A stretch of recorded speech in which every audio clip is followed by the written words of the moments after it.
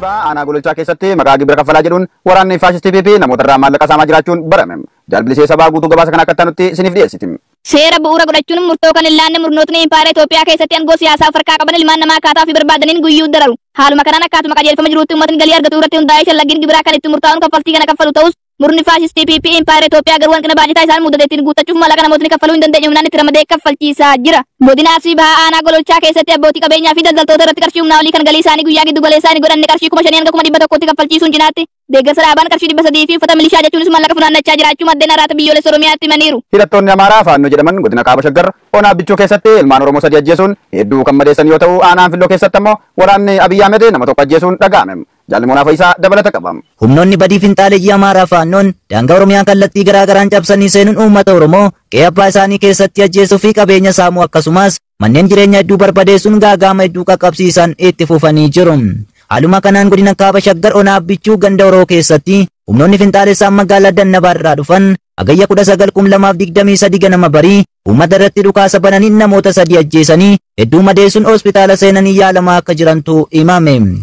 Namoonni hidhattoota kanaan sanbata darbe ajjeefaman Wasanuu Guddataa, Yiluu Abbabaa fi namarraa kan jedhaman ajjeesuun namoota hedduu maqaan isaanii nu hin qaqqabnes madeessanii yaala irra akka jiran jiraattonni har'aata biyyoolessa Oromiyaatti himaniiru.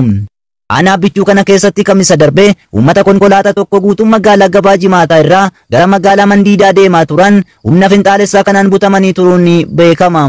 Oduma ajjeechaa kanaan wal qabatuun kaleessa gayya 21/2023 waraanni faashistii PP nama nagaa maqaan isaa Dagguu Ittafaa jedhamu godina Qeellam Wallaggaa aanaan Filloo magaalaa Seertumii keessatti waraanni faashistii PP ganama osoo inni hojii qonnaa isaaf deemaa jiru qabuun mooraa ukkii kan warshaa bunaa keessa seensifachuun rasaasa rukutanii ajjeesuu maddeen gabaasaniiru.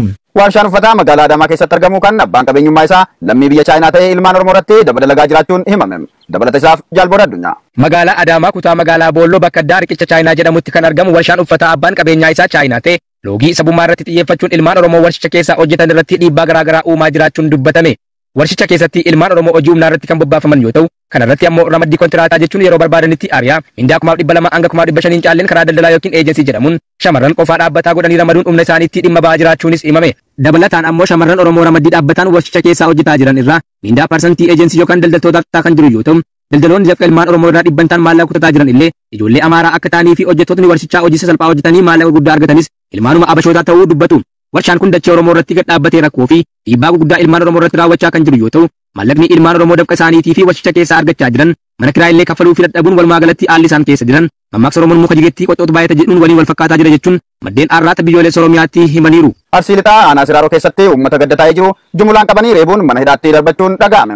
Jaalmurteessaa Bantii waan qindeeffate qabam. Gadda taa'uu hin dandeessan kan jedhu bilisiginnaan godina Arsii lixaa keessatti uummata akkuma aadaatti gaddarra jiru jumulaan qabuun reebicha erga irratti raawwataniin booda hidhan. Hagayya 20/2023 Arsii lixaa aanaa Siraaroo keessatti maatii obbo Hoggaatoo jalaa namni boqonnaan maaliif gadda teessan jechuun uummata bakka sanatti argame maraafiin maatii namni jalaa boqotee walitti qabuun mana hidhaa geessanii dararaa ergaa turaniin booda kan gadhiisan yoo ta'u maatii obbo Hoggaatoo hanga guyyaa irraatti mana hidhaa keessatti dararamaa jiraachuu maddeen keenya gabaasaniiru. Aanaa Siraaroo magaalaa Lokkee keessatti hidhamuun reebichi hamaan irratti geggeeffamaa kan jiru maatiin obbo Hoggaatoo kun Gammadoo Rabbayyaa Badhaasa Hoggaatoo, Dannaboo Hoggaatoo, Addichaa Hoggaatoo fi Fayyee kan jedhaman yoo ta'u jarreen kun badii qabaatanii osoo hin taane eeyyama keenyaan alatti maaliif boo'icha teessan jechuun hidhamanii dararamaa akka jiran